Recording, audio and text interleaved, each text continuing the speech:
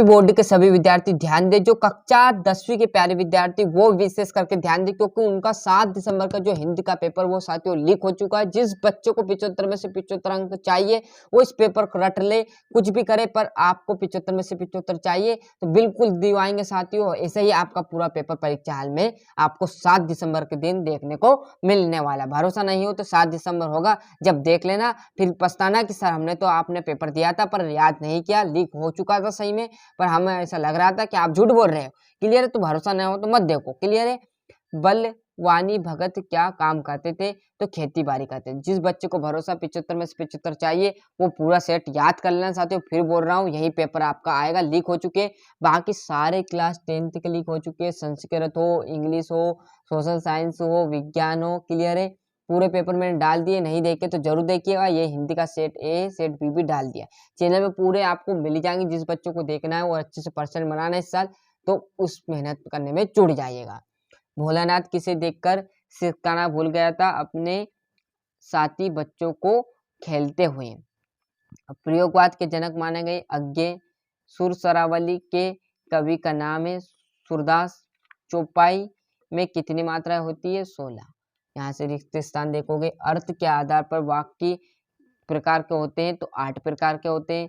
सांप को देखते ही बच्चे इधर उधर भागने और रोने लग गए थे। क्लियर है? यहाँ पर आ जाएगा राम भक्ति शाखा।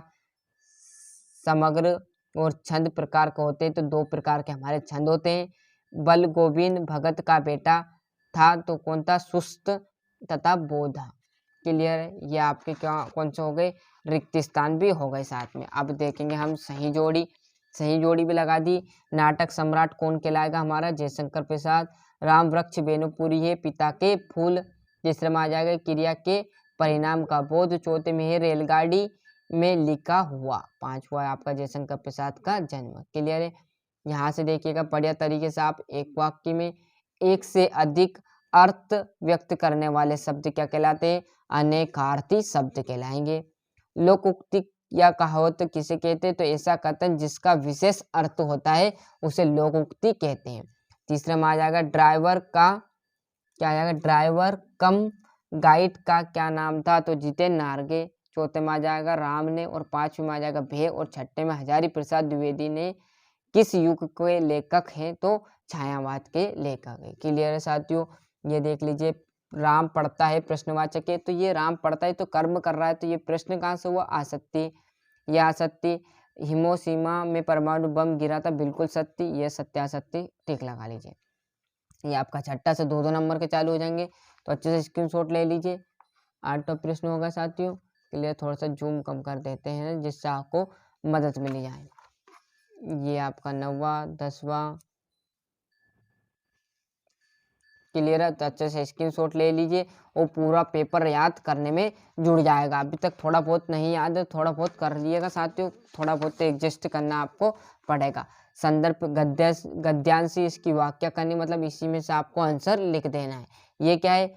गद्यांश। और पद्यांश भी ऐसा आएगा मुफ्त का, 3 नंबर ये देगा, 3 नंबर वो देने वाला है। और अनुच्छेद लिखना है 3 किसी भी निबंध पर आपको। क्लियर है? और यहाँ पर ये पद्यांश आ गया, अभी गद्यांश आया था, उसी तरह आपको संदर्भ प्रसंग वाक्य लिखनी है। ये आपका 22वां में आपकी एप्लीकेशन या आपका पत्र आ जाएगा।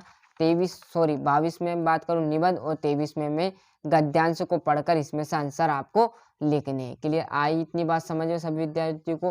तो ये था हमारा पेपर का सेट बी साथियों। जिस बच्चे ने ये पेपर कर लिया ना उसके पूरे 100 में से 100, ये तो 75 और बाकी के साथ देंगे। जिस बच्चे को अच्छे नंबर आएंगे उसी को पूरे में से पूरे नंबर देंगे, अन्यथा आपको नंबर नहीं देंगे सर भी। 20-22 नंबर देंगे साथियों, 25 में से 25 नहीं देंगे।